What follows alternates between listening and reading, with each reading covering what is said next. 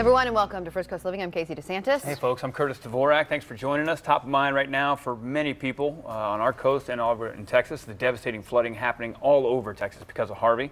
The first thought for many of us here in Jacksonville as we're watching this is how can we help? What can we do to try to support people in Houston and beyond? So Katie Jeffries is joining us, and you guys are really keeping people updated with the situation on the ground and also ways that people can donate and make a difference. Because a lot of people do want to help. They've watched what's happened out there in Houston and Texas. So tonight we're going to have a phone bank with the Salvation Army from 5 to 6:30, and you can call 904-632-1200 again from 5 p.m. till 6:30 tonight, and you can donate as much as you would like. I mean, $10, $100, whatever you want. You could also text the word storm to 51555 and then text your donation kind of that way. But either of those routes will get that money towards the Salvation Army, and they're going to be deploying from our area tomorrow with a mobile kitchen that can feed up to 1,500 people a day. Yeah, you can see the number on your screen there, and you can see some footage behind us here talking about that. There's also, yesterday I was sending it out as well, Red Cross. You saw that one. Text Harvey to 90999. But really cool seeing everybody, you know, like we do, stepping up to help. It really is incredible, and even we have some team members from First Coast News that went to our sister station, KHOU, to try and help out. Shari Staples, she's our 11 p.m. producer. She's in Houston right now. So is Neil Bennett, one of our digital directors. And, you know, KHOU, our sister station out there, they had to evacuate. It flooded.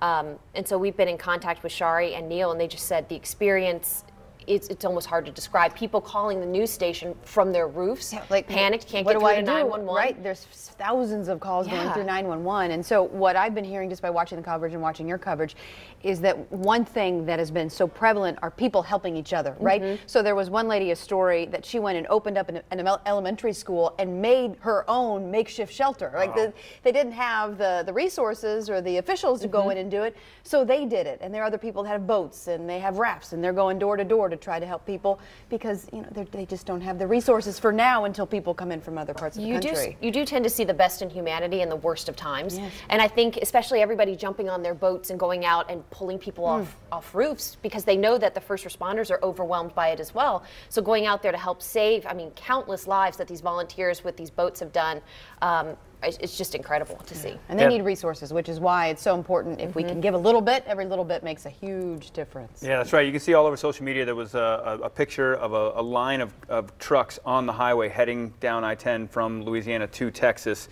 and probably 20 trucks had their flat boats, their fishing boats from the bayou, and it said the Cajun Navy. Armada, the Cajun Navy on its way. And they interviewed another guy who said, the reporter said, "What are you getting ready? What are you going to do?" He goes, "I'm going to go save some lives." So really cool because you can also help. Our digital producer Trent Gilbreth is from Corpus Christi, and the Driscoll Children's Hospital was in the direct path of Harvey, and you can actually help out by going to their website to donate. If you're looking for other ways to help, you can consider that one. And also giving blood too. They're blood centers that I guess are looking for resources. Yeah, it's blood centers everywhere. We'll be taking everything and bringing it there, just like our Salvation Army. Right? And if you want, just call in tonight again from 5:30 or 5 to 6:30 tonight. We're going to have that phone bank, so you can call in. That way, you know where your money's going, and it's going to go directly to those people in the line of Harvey. Right. Well, thanks, Katie. We'll check you out at noon. And if you're watching this at 2, you can see Katie later on in the afternoon. Thank you. Good to see you. Okay, so what is the situation like now this morning as Harvey keeps churning and dumping more rain onto already waterlogged areas? Here's Sarah Doloff with a look at the very latest on the ground in Texas.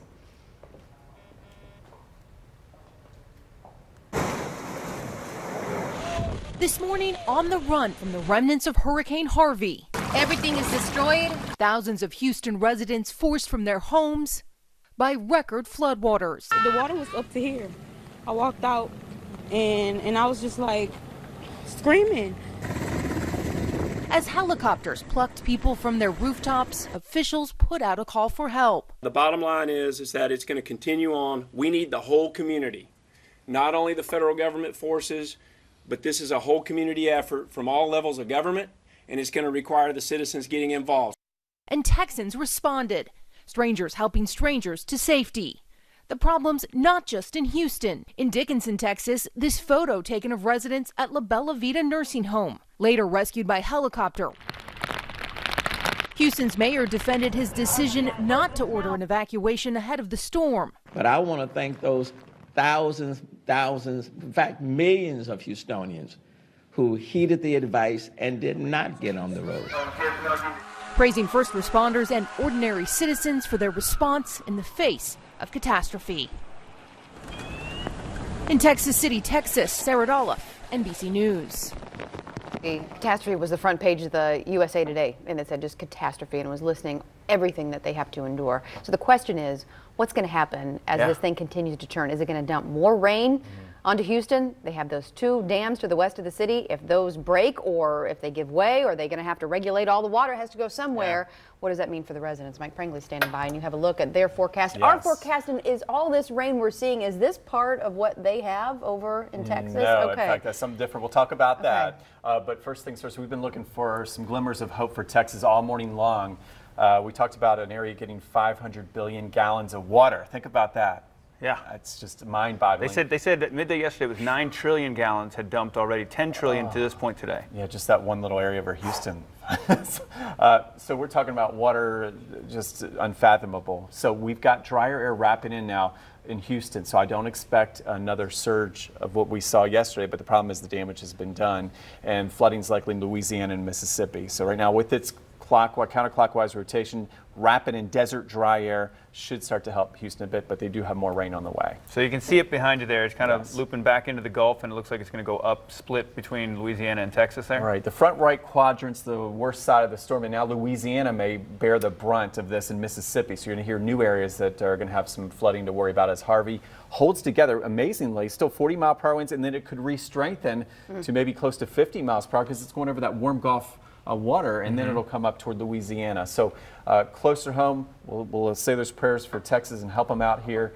And we're watching Irma trying to develop. And look how close that is, though. It's right near Amelia Island right now. The good news is, again, the front right side of the storm is the strongest, and we're on the weak side. So it's kind of a misty Monday, and I've lowered our flood threat as a result. But we got to watch that low because we've got the dangerous seas, surf, rip currents. There's that misty view outside. And if you're in the Carolinas or have friends in the Carolinas, let them know. Yeah, you've got some rough weather coming. That includes a tropical storm warning now for Jacksonville. That's Jacksonville, North Carolina.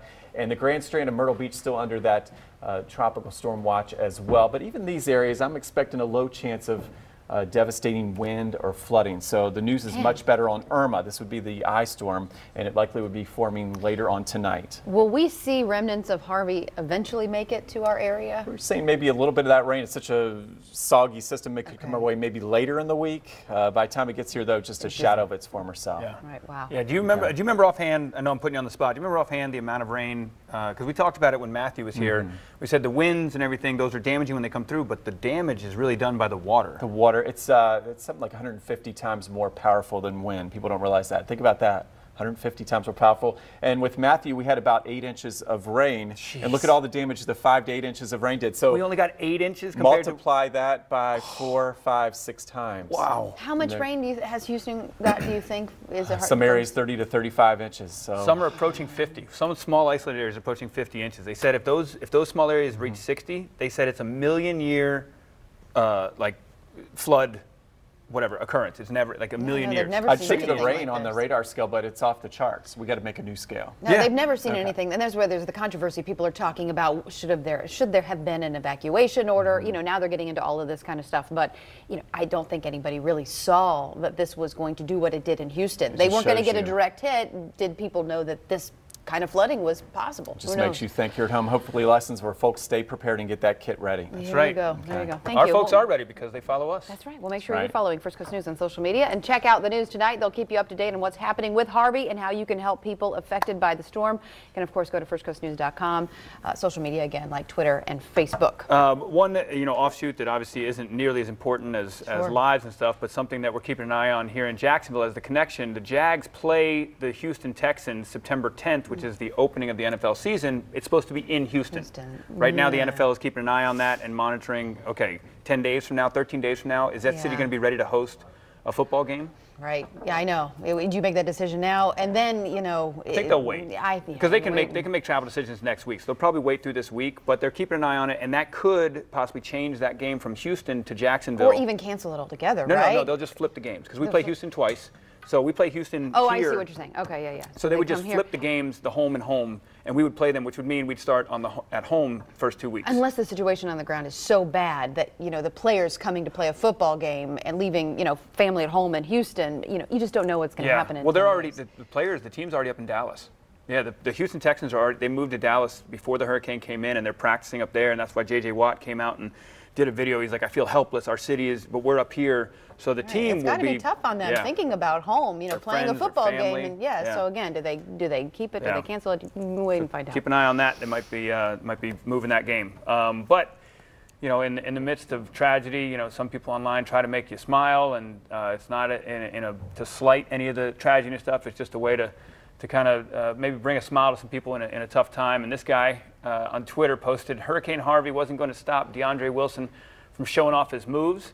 So he started a dance battle in the rain, and other people responded with their videos dancing in the rain as well.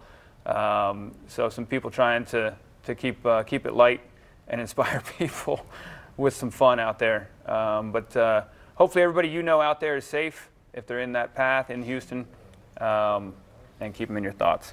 And as we said, all those different ways you can help. That's right, all kinds of ways. We'll be updating that throughout the course of the day and also on First Coast News. Good stuff.